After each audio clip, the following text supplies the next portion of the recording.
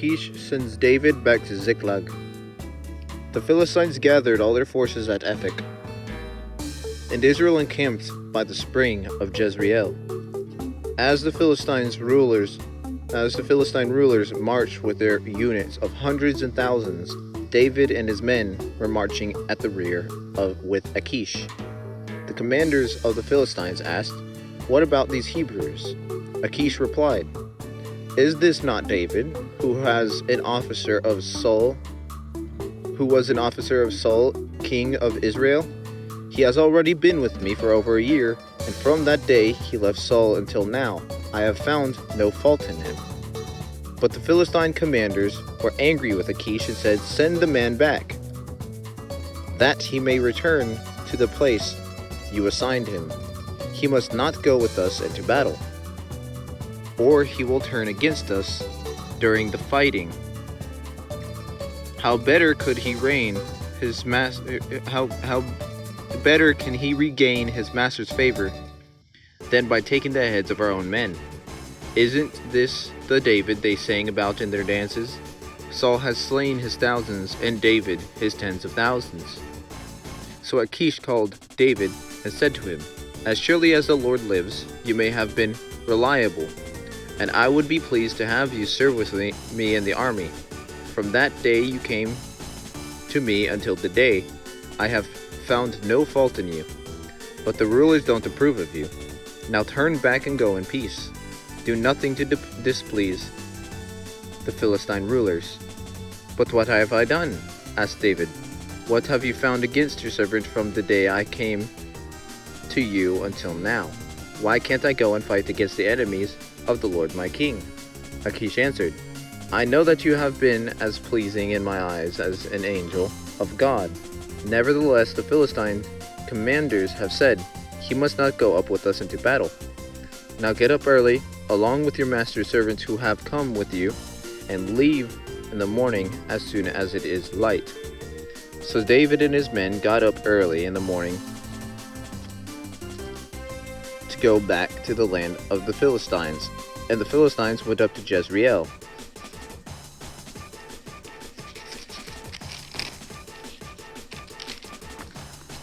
David destroys the Amalekites. David and his men reached Ziklag on the third day. Now the Amalekites had raided the Negev and Ziklag. They had attacked Ziklag and burned it. They had taken captive the woman and everyone else in it, both young and old. They killed none of them, but carried them off as they went on their way. Then David and his men reached Ziklag. They found it destroyed by fire, and their wives and sons and daughters were taken captive. So David and his men wept aloud until they had no strength left to weep. David's two wives have been captured, Ahinoam of Jezreel and Abigail, and widow of Nabal of Carmel. David was greatly distressed because the men were talking of stoning him. Each one was bitter in spirit because of his sons and daughters. But David found strength in the Lord his God. Then David said to Abiathar, the priest, the son of Ahimelech, "Bring me the ephod." Abiathar brought it to him, and David inquired of the Lord, "Shall I pursue this raiding party? Will I overtake them?" "Pursue them," he answered. "You will certainly overtake them and will succeed in the rescue." David and the 600 men with him came to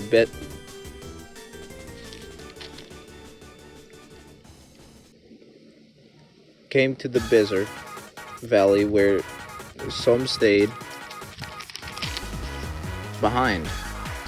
200 of them were too exhausted to cross the valley, but David and the other 400 continued to pursue. They found an Egyptian in a field and brought him to David. They gave him water to drink and food to eat, part of a cake of pressed figs and 2 cakes of raisins. He ate and was revived, for he had not eaten any food or drunk any water for 3 days and 3 nights. David asked him, Who do you belong to? Where do you come from?" He said, "I am an Egyptian, the slave of an Amalekite. My master abandoned me when I became ill 3 days ago. We raided the Negev and the Kerethites, some territory belonging to Judah and the Negev of Caleb, and we burned Ziklag. David asked him, "Can you lead me down to this raiding party?" He answered, "Swear to me before God that you will not kill me or hand me over to my master, and I will take you down to them." He led David down, and there they were, scattered over the countryside, eating, drinking, and reveling because the great amount of plunder they had taken from the land of the Philistines and from Judah.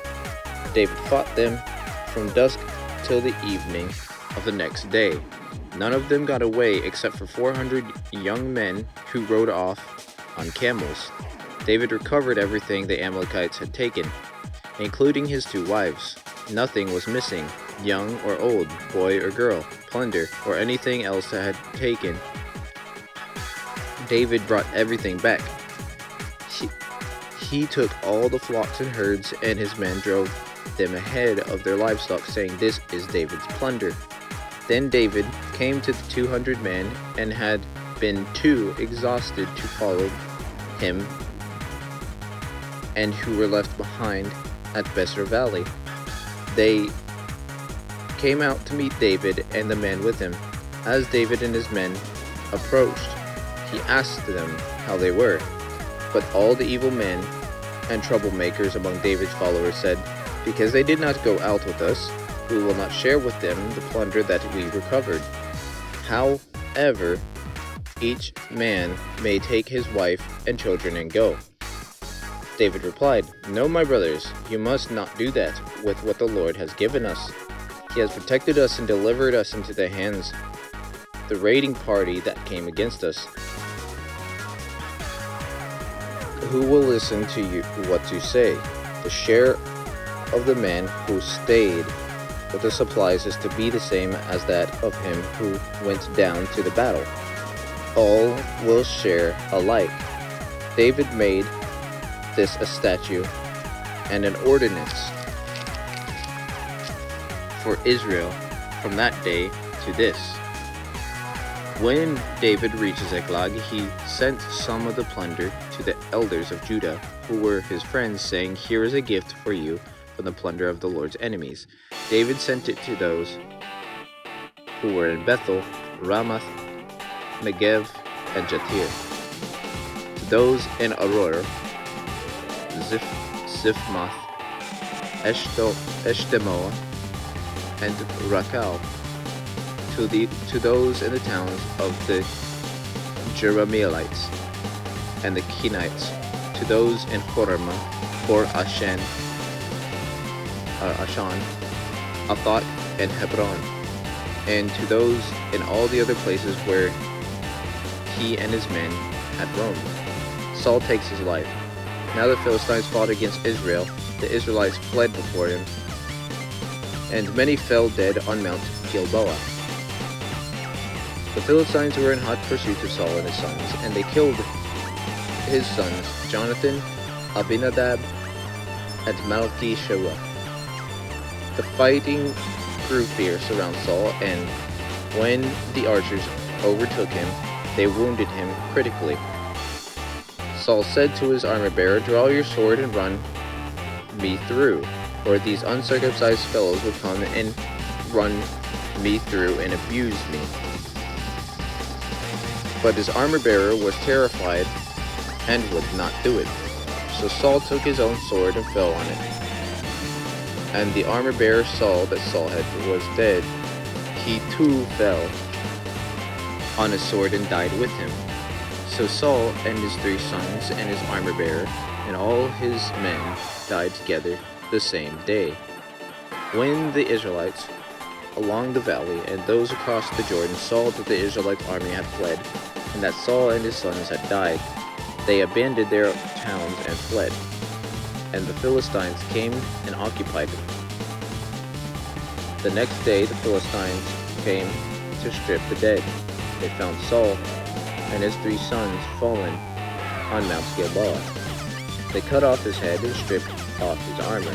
they sent messengers throughout the land of the Philistines to proclaim the news in the temple of their idols and among their people.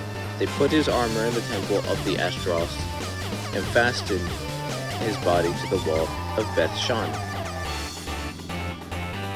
When the people of Jabesh Gilead heard that the Philistines had done to Saul, all their valiant men marched through the night to Beth-shan. They took down the bodies of Saul and his sons from the wall of Beth-shan and went to Jabesh. When they burned them, they took their bones and buried them under a tamarisk tree at Jabesh, and they fasted 7 days. 2 Samuel, we're getting to another section. I will get to that next time. I will see you guys in the next video.